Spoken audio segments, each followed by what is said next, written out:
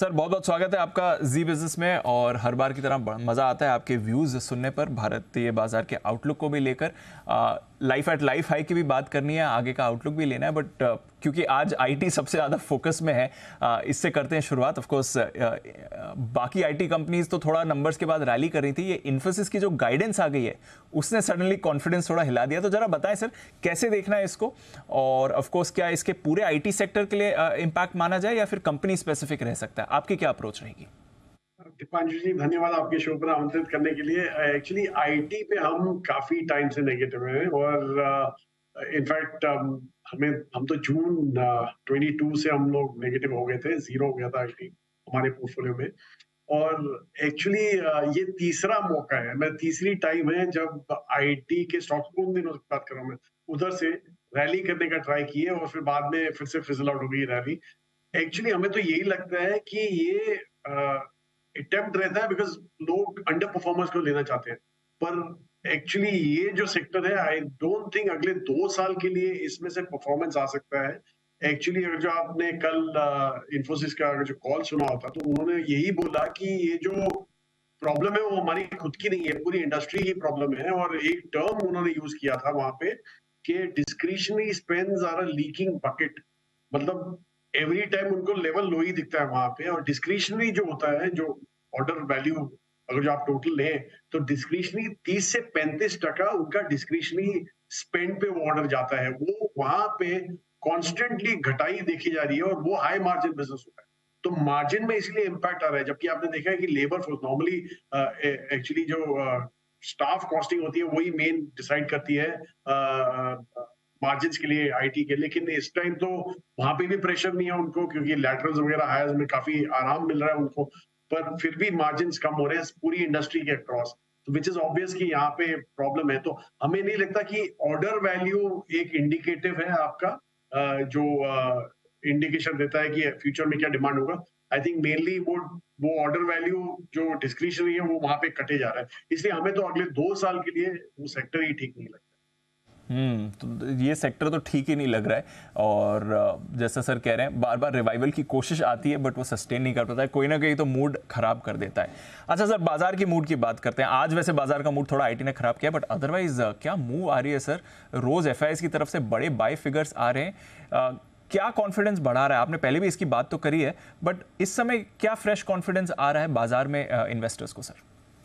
जी देखिए, एक्चुअली हर एक लेवल पे, आई मीन अभी तो आप देखिए एवरी डे एक हाई हिट होता है हमारे मार्केट का। और 20,000 कल आते आते रुक गया। लेकिन मुझे तो लगता नहीं कि वो ज्यादा टाइम लगेगा यहाँ पे। 20 क्या, हमें तो लग रहा है कि 25-30 आराम से हो जाएंगे बाजार अगले ये 1-1.5 साल में।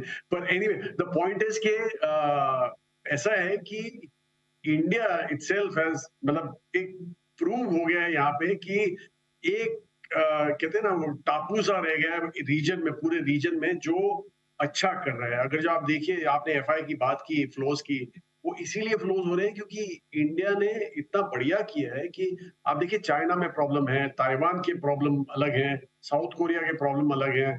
और ये जो, और इंडिया को अगर जो मिला दे तो 4 मार्केट जो है वो 70-75% फ्लोज अकाउंट करते हैं रीजन का। और बड़े बड़े मार्केटों में है ये 4 मार्केट। तो अगर जो आप सिर्फ देखें कि इंडिया ही ये 4 मार्केट में अच्छा कर रहा है तो obviously it's matter of time के फ्लोज आ जाए।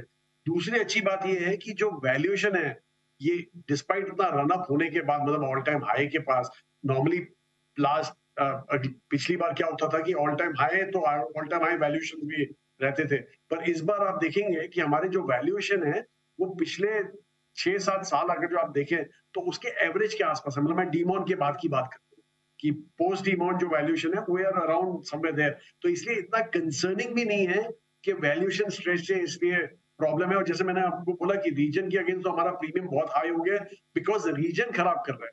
हम ठीक कर रहे हैं, हमने कुछ ज्यादा और कुछ अच्छा नहीं किया, बढ़िया नहीं किया है, पर हम स्टेडी हैं और इसीलिए हमारा प्रीमियम हाई हो गया। तो ये सब कंफर्ट देख के, और दूसरा तीसरा जो कंफर्ट है वो हमारे डोमेस्टिक बाइंग का ही कंफर्ट है जो एफआई को मिलता है कि पिछले सालों में क्या होता था कि वो बेचते थे और बाजार गिर जाता था, खरीदते चल जाता था। लेकिन अभी तो सब साथ में ही हो रहा है, मतलब डोमेस्टिक वाले सपोर्ट करने को तैयार है। तो that is also very big positive. तो हमें तो अच्छा ही लगा इस लेवल से। इस लेवल से भी अच्छा लग रहा है। सर, जो अब आईटी का चलिए आप हो गया, जो जो दूसरा लीडर है बाजार का बैंक्स, उस पर तो आपका काफ़ी समय से भरोसा है। अभी हम सीएसबी बैंक के मैनेजमेंट से बात कर रहे थे, आज उत्कर्ष स्मॉल फाइनेंस बैंक की अच्छी लिस्टिंग हुई, कुछ बड़े नंबर्स ओवर द वीकेंड और फिर आने वाले समय में आएंगे।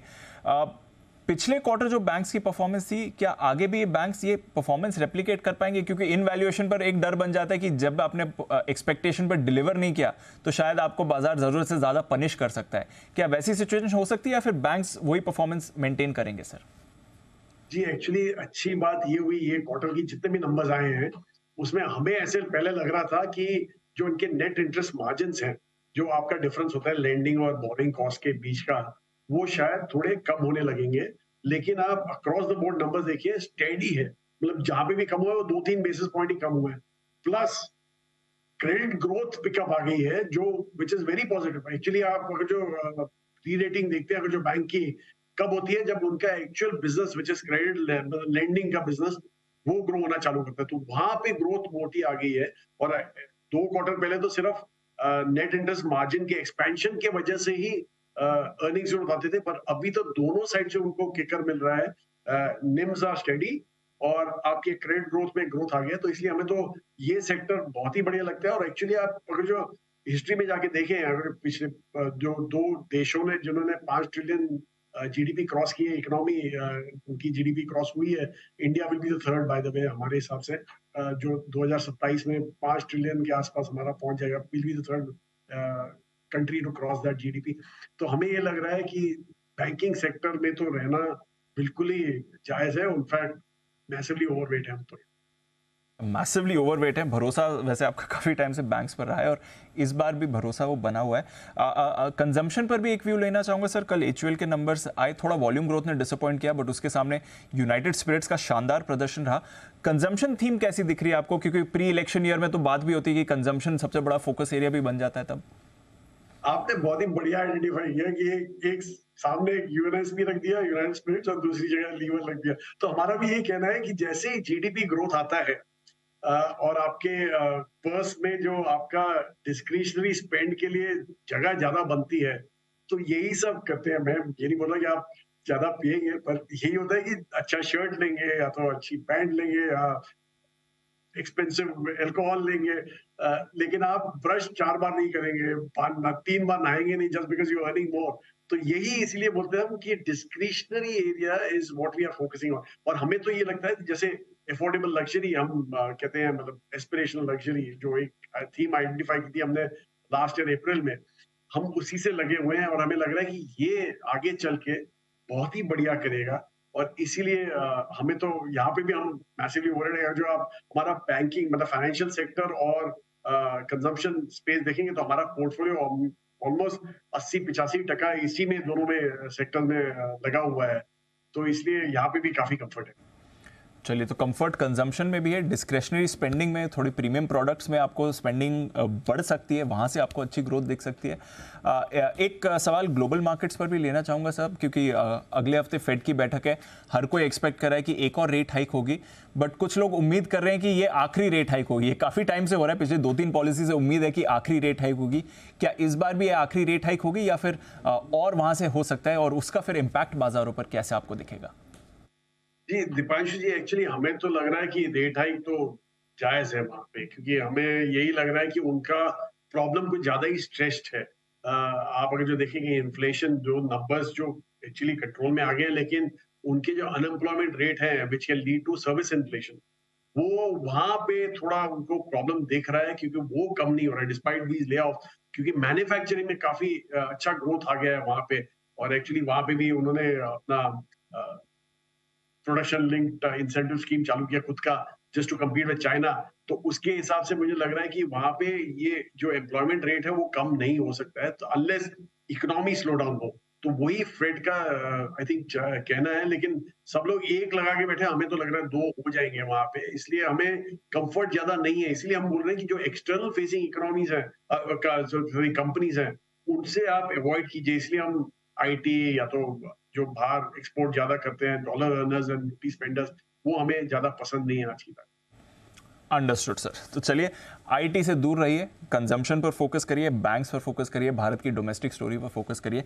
20,000 का इंतजार है सर, अब जब भी आएगा। बट बहुत बहुत शुक्रिया, आज आता आपके साथ बात कर रहे होते तो और मज़ा आ जाता। बट जब भी होगा आपको भी उसकी बधाई, और फिर आगे तो आपसे बात करनी है सर। बहुत बहुत शुक्रिया ईरानी साहब, आज हमें अपना वक्त देने के लिए।